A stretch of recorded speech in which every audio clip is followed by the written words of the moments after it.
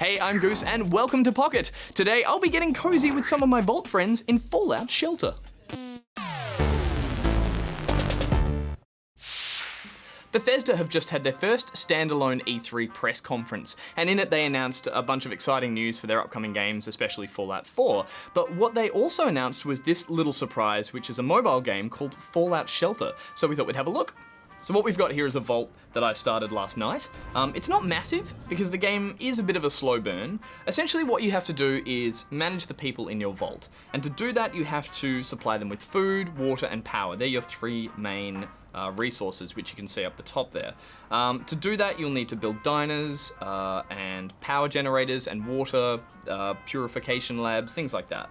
And once you've got them built in your vault, it's your job to allocate your vault survivors into their jobs. And that's where you can see some similarities between something like Tiny Tower, where you've got to keep the people in your vault happy because you want them to be in their specific jobs.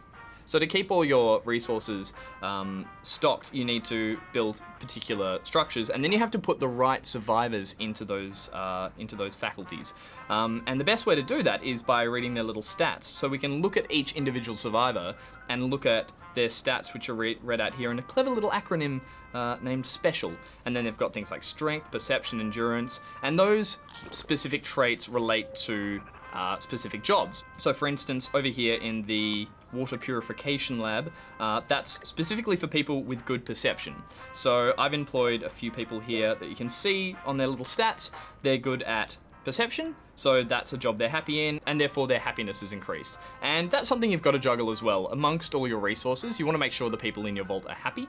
So all of these elements are all synonymous with the Fallout series, including the fact that you can take survivors and actually send them out of the vault to go exploring.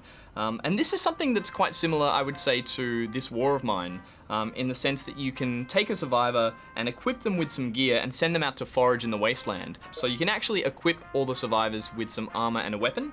And in this case, I've got Sarah, who's already wearing some heavy raider armor, and she's got a sawn-off shotgun. So we'll grab Sarah and we'll take her out into the wasteland. And by dropping her out there, we can gear her up with some stim packs and some radaways, and then send her out to explore.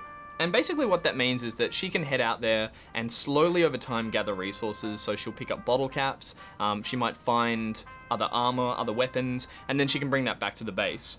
And this is quite a clever mechanic to keep the game burning at a slow rate, because when the survivors actually head out, they take a decent amount of time to find stuff and to return home as well. So you'll often find that you've got numerous survivors out at one time and you're sort of juggling them, bringing them back and forth. The best example of that is this survivor here, Bittercup, who I left all night out in the wasteland. And as you can see here, you can check up on what they were doing in the wasteland, and you can read a little sort of a diary of what was happening. And this is a really lovely little detail. Like, all the little descriptions here are things that we're used to encountering in the Fallout games.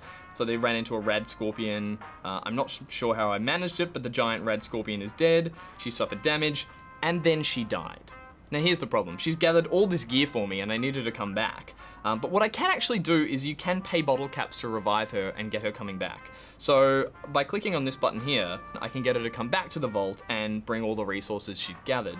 However, that is going to take 4 hours and 52 minutes. So there is a time mechanic involved with the explorers and also with your resources back at base. So you have to pick them up like a mobile game by tapping on each room, and then it resets, so there's 4 minutes until I gather more food. So for an example, the water treatment facility, I have to wait 1 minute and 20 seconds to gather 18 water, which is good because currently I'm running pretty low on the stuff.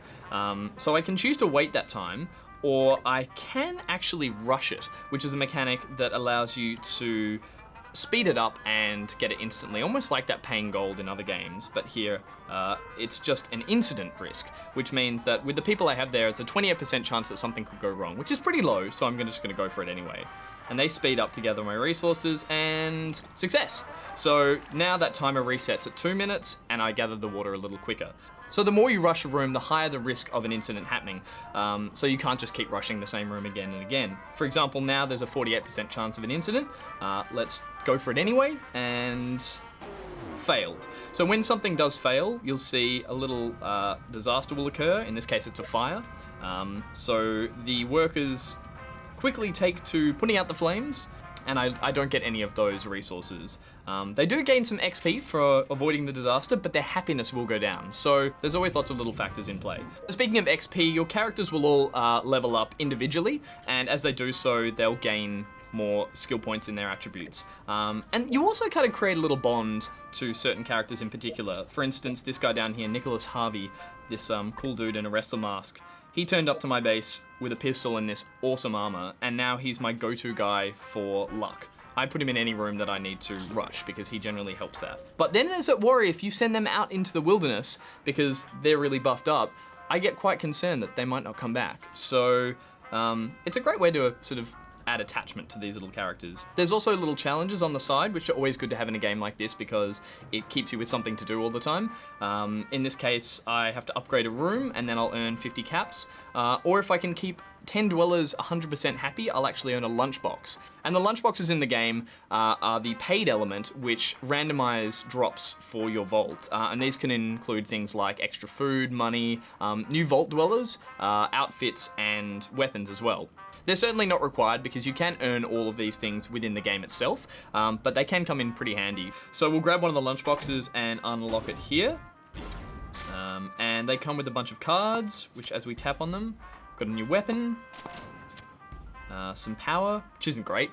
It's just satisfying opening those boxes and just not knowing exactly what you're going to get and the chance of getting something really rare. And it's very akin to like the Hearthstone packs of cards that you buy because the game's not asking you straight outright to buy these lunchboxes. It gives you a game that you can sort of love and enjoy before you consider actually buying any extras for it. And I think that's a really good model to use because it's a bit more respectful to the player. It's not constantly reminding them of things they should be buying to make the game more fun. The game is fun enough on its own.